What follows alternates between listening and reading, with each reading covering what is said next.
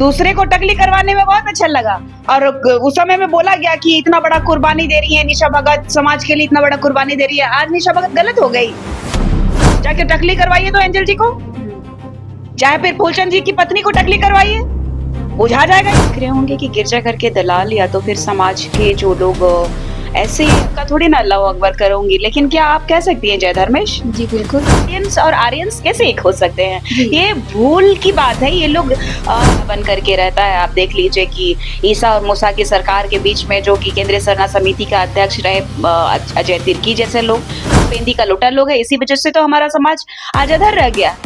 है कि मजे में वहाँ असम में और बंगाल में वहाँ चुनाव लड़ रहा है और यहाँ पे लोगों को लड़वाया जा रहा है कि सरना सनातन, ईसा मूसा का भी लड़ाई हुआ था वहाँ पे। दोनों एक औलाद हो तो प्रमाण दे दो कि मैं शादीशुदा हूँ, उसके बाद मैं क्यों जाती हूँ? फोटो खिंचाया हुआ है तुम्हारा, छठ मना रही हो भाई, संस्कृति परंपरा को मान रही हो, वो भी तो छठ किस लिए मनाते हैं?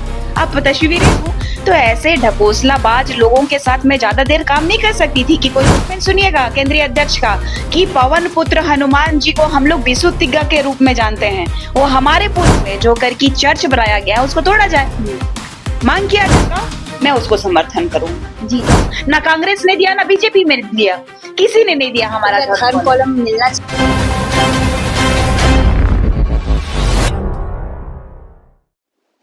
इन दिनों सरना और सनातन एक है बयान एक बड़ा मुद्दा बना हुआ है। आदिवासी नेत्री निशा भगत हो या फिर निशा उरांव, इनका भी लगातार इस मुद्दे पर बयान आ रहा है। इस वक्त हमारे साथ बातचीत के लिए मौजूद है निशा भगत जी। सरना और सनातन और विभिन्न मुद्दे को लेकर हम सीधा इनसे जुड़ेंगे, जानेंगे इनका क्या कहना है। सीधा इनसे हम जुड़ते हैं। सबसे पहले आपका हमारे चैनल में स्वागत है। धन्यवाद। और आपके चैनल के माध्यम से जितने भी श्रोतागण है, दर्शक है, उनको मेरा जोहार, जय धर्मेश, जय मारांगबुरु, जय सिंगापुर। सरना और सनातन क्या एक है? अगर एक है तो कैसे एक है? देखिए, भारतीय संस्कृतियों के आधार पे, इस भारत के संविधान के आधार पे जो भारत की संस्कृति को बचाने की बात करेगा और जो धरती माँ को माँ मानेगा, मातृभूमि को माँ समझेगा, इस भारत देश से प्रेम करेगा, वो हमारा परिवार है। हमारा जो संस्कृति परंपरा जो है कि कहीं न कहीं किसी न किसी हद तक मेल खाते हैं, लेकिन हम आदिवासी धर्म से पहले हैं। हमारा एक अलग कॉलम है, हमारी अलग पहचान है, हमारा संविधान में अलग अपनी जगह है।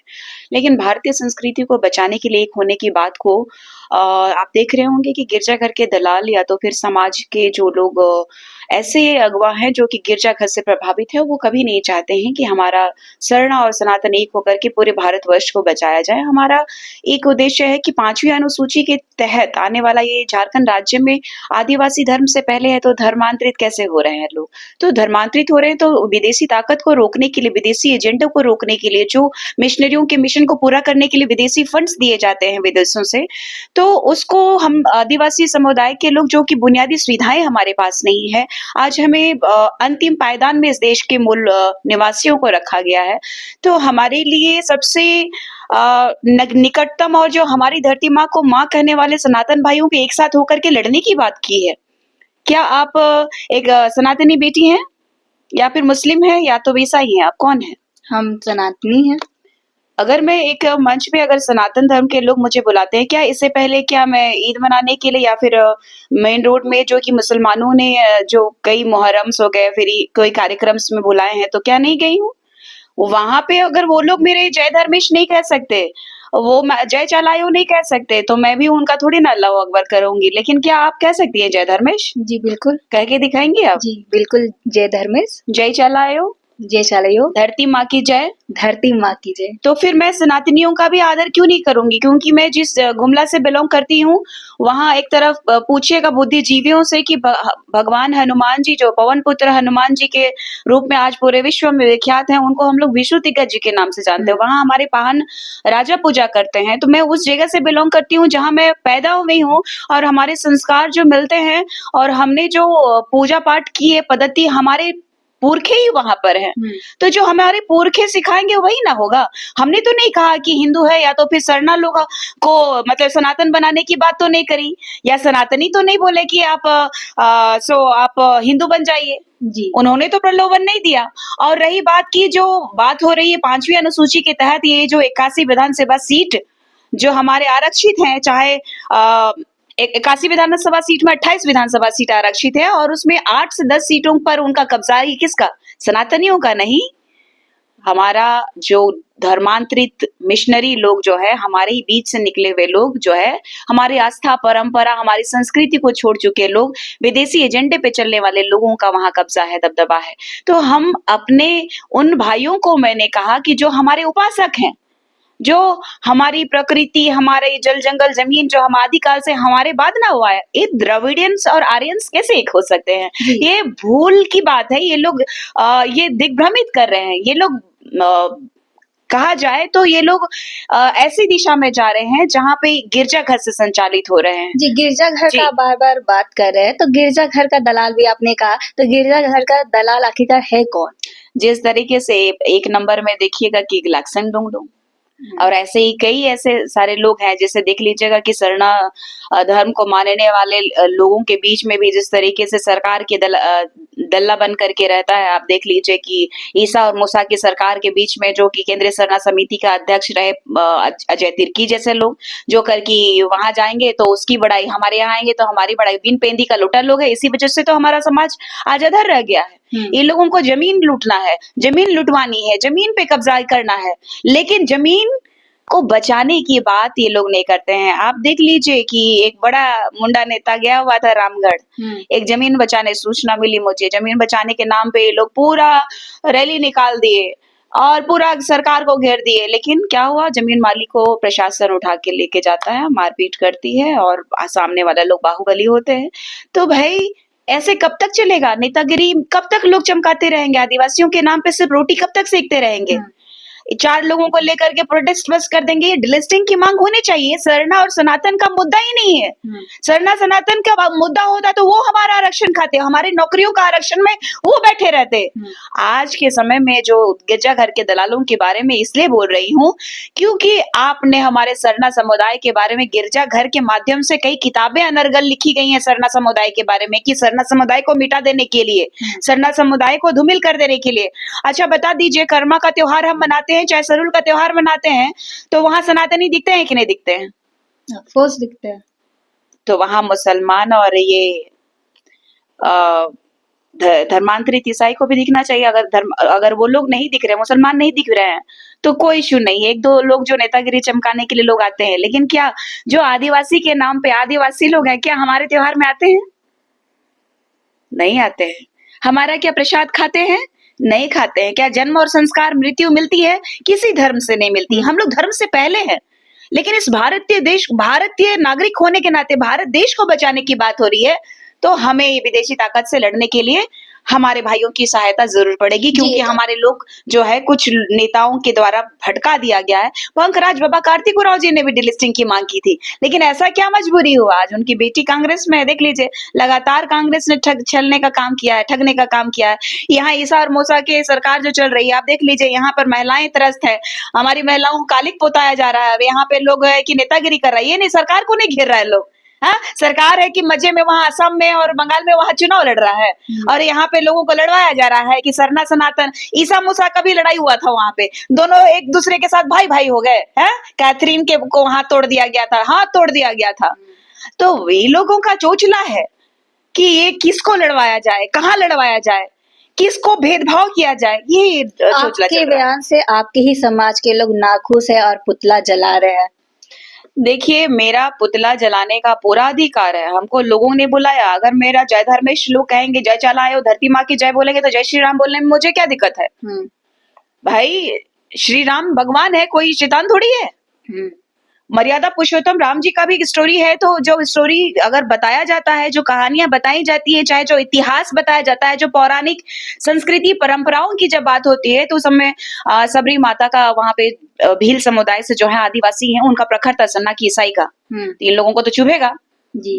तो हमारी आदिवासियों के साथ में सनातनियों का आज से नहीं प्रगाढ़ संबंध रहा है, और वो जूठा बेर खा करके ये प्रतीक बताए हैं कि भाई हमारा आपसी जो प्रेम है, हम लोगों का भाईचारगी है, जो हम लोगों का एक दूसरे के प्रति सहानुभूति है। मर्यादा पुरुषोत्तम राम सिर्फ और सिर्फ देवताओं और उनके राजमहल के लोगों के भरोसे नहीं, हम लोगों ने जंगल के लोगों के द्वारा ही उनको मर्यादा पुरुषोत्तम राम बनाया गया। जी, निशा जी आप क्या है? आप सरना है या फिर सनातन है? देखिए, एक भारतीय संस्कृति के आधार पे एक बेटी का जो पहचान होता है, जब तक शादी नहीं होती है अपने पिता की पहचान होती है। मेरे पिता सरना समुदाय से आते हैं और झारखंड आंदोलनकारी हैं।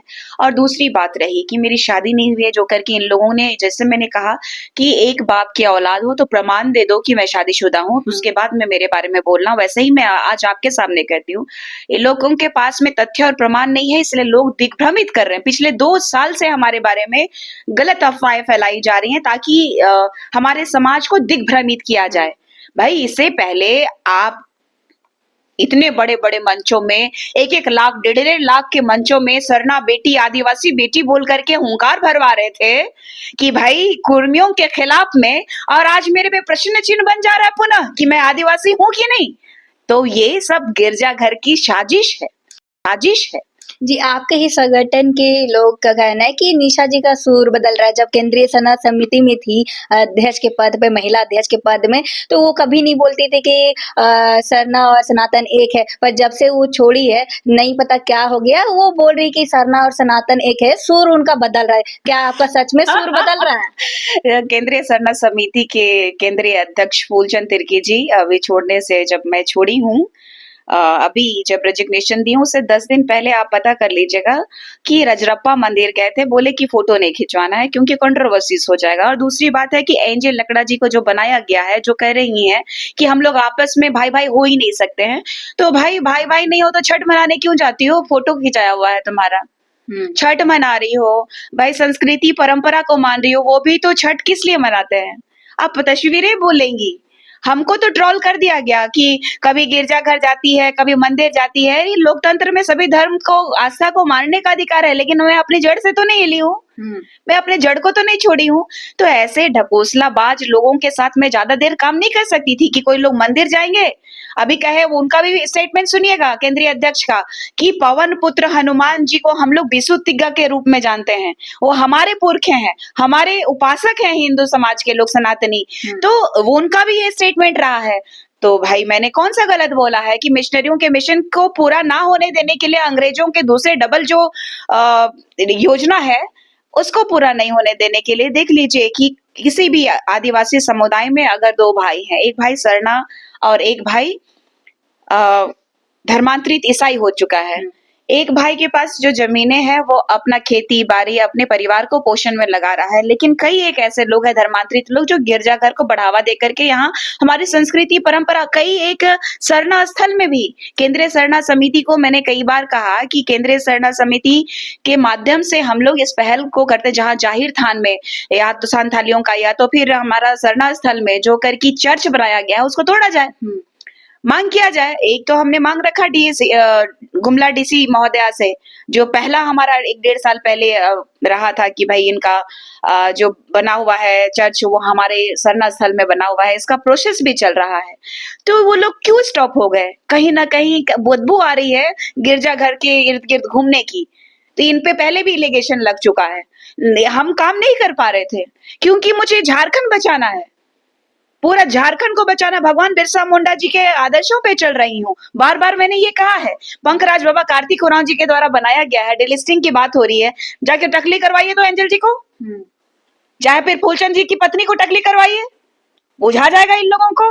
दूसरे को टकली करवाने में बहुत अच्छा लगा, और उस समय में बोला गया कि इतना बड़ा कुर्बानी दे रही है निशा भगत, समाज के लिए इतना बड़ा कुर्बानी दे रही है। आज निशा भगत गलत हो गई। समाज को दिग्भ्रमित करने वाले अपने ही समाज में है, और अपने ही समाज को बेच खाने वाले अपने ही समाज में है। ये बार बार मैं कह रही हूँ। जी, जैसे कि अभी धर्मांतरण को लेके लोग, मतलब जो लोग धर्मांतरण करा रहे हैं, तो क्या उनको आरक्षण का लाभ मिलना चाहिए या बिल्कुल नहीं मिलना चाहिए, बिल्कुल नहीं। जो डिलिस्टिंग की बात करेगा, मैं उसको समर्थन करूंगी। जी, धर्मांतरण को लेकर आप लगातार आवाज उठाते आए हैं, तो आपका अभी धर्मांतरण को क्या हुआ?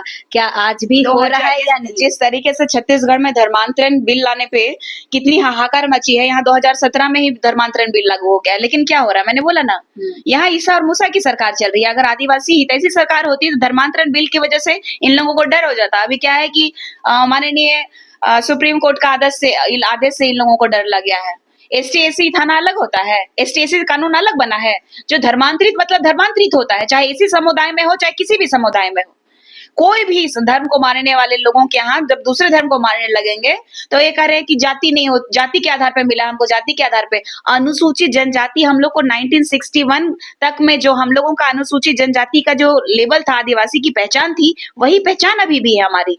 आदिवासी में धर्म से पहले जो होती है, हम लोग अपना धर्म, अपनी संस्कृति, जल जंगल जमीन को ही मानते हैं, इसीलिए हमारे धर्म कॉलम आज तक नहीं दिया गया, ना कांग्रेस ने दिया, ना बीजेपी में दिया, किसी ने नहीं दिया हमारा क्या धर्म धर्म कॉलम। कॉलम मिलना चाहिए? देखिए अगर हमारा हिंदू और सनातन एक है तो अगर तो फिर धर्म कॉलम यही मिलना यही चाहिए या नहीं? भटकाव है जो कि धीरे धीरे धीरे धीरे धीरे समझने में लगा।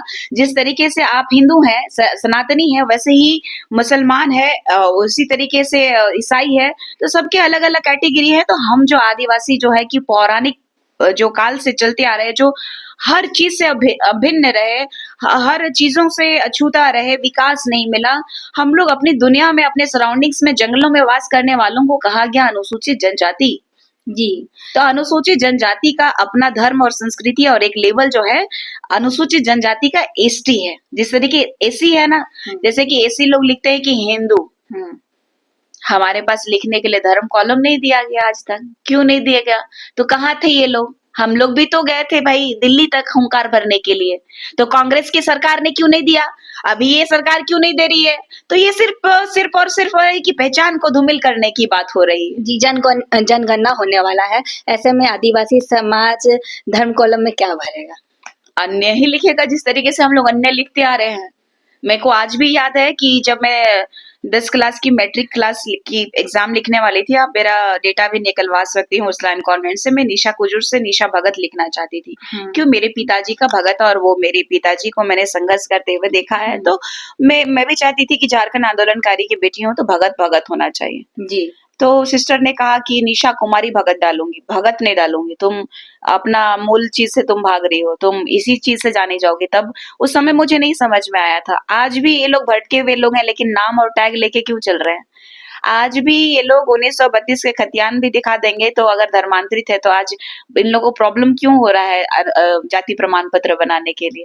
क्योंकि कोई भी व्यक्ति को देख लीजिए जो धर्मांतरित है, आज पूरी परंपरा को मैशअप कर दे रहे हैं। ज्यादातर ईशा और मूसा की संस्कृति मिलती है, तो ये दोनों का शादी ब्याह एकदम धड़ल्ले से हो रहा है, और आदिवासी जमीनों को ये लोग धड़ल्ले से बेच रहे हैं। तो बहुत बड़ा सिंडिकेट है, और बहुत बड़ा सिंडिकेट को तोड़ना तो मैं खराब होंगी ना, सच बात तो कड़वा लगता है, सच्चाई तो लोगों को चुभती है, इसीलिए लोगों को चुभ रही हूँ।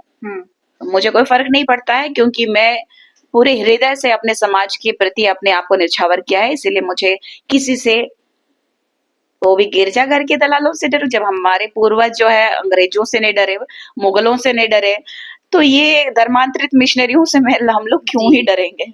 क्या सरना और सनातन एक है या नहीं? हाँ या ना में सिर्फ आप उत्तर दें। नहीं, बिल्कुल नहीं है एक, लेकिन हमारी आस्थाएं, परंपराएं हमारे से जुड़ी हुई हैं। हमारा आदिवासी का भारतीय संस्कृति के हिसाब से एक कॉलम, और उनके भारतीय संस्कृति हमारे से मिलती जुलती है। ये हमारे उपासक है, मैंने पहले भी कहा था, देवों के देव, आदि देव, महादेव हमारे हैं, वो हमारे उपासक हैं। इसमें भी हुआ था, लेकिन भड़काने की कोशिश की गई कि कैसे निशा भगत कह रही हैं। तो ये इतिहास उठा के देखिए, महादेव जी की जब शादी हुई थी, जो इतिहास में टीवियों में आप देखते हैं, तो देवी जब आई, माँ पार्वती, खूब सुंदर सा, अच्छे सुंदर सुंदर कपड़े पहन करके, उस समय क्या उनकी माता जी थी जो दूल्हे को देख के बेहोश हुई थी?